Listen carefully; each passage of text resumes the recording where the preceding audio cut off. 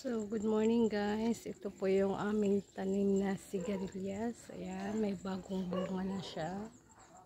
Yung iba ay na-harvest na at naluto na rin sa aming gulay na pangsabaw. Ayan po siya. Sigarilyas po to siya guys.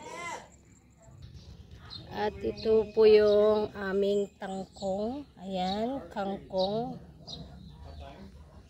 Oo. And ito po yung aming alubati. Ayan. Ayan, humaba na rin yung tangkong namin. Ayan, panggisa yan guys. Tangkong siya.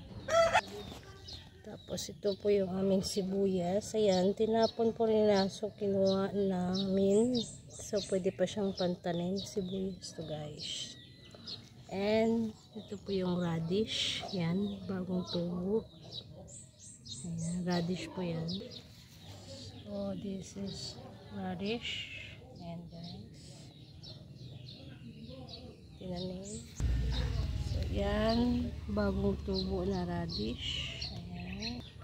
At ito naman ang patola. Ayan, may bulaklak na siya guys. Ubos na yung ibang patola.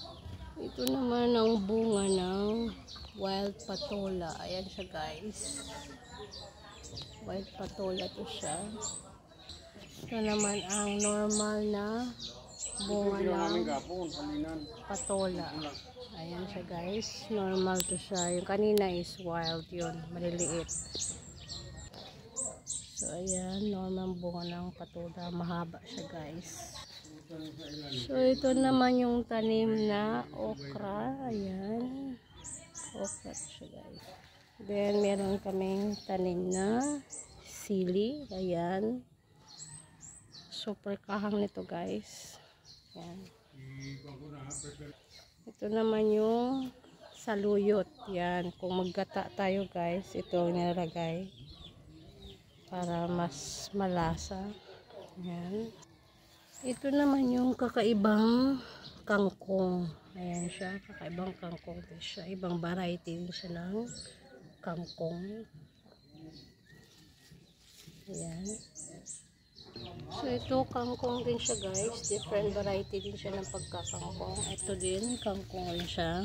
Masarap din ito siyang panggisa. Ayan. Kangkong din siya guys. Ayan, kangkong. So, ito na natira yung tanim na talong, which is eggplant. So, ito naman yung tanglad. Yan, kung magsabaw ka guys, masarap to ilagay sa tanglad. Papatanggal ng mga langsa. Ayan, like isda or chicken. Ayan, tanglad. So, ito yung aming patola. Ayan, natumba yung kanyang poste guys. Ayan, kaya naging ganyan. Ayan, ito yung natural na bunga ng patola. Hindi siya na bonsai.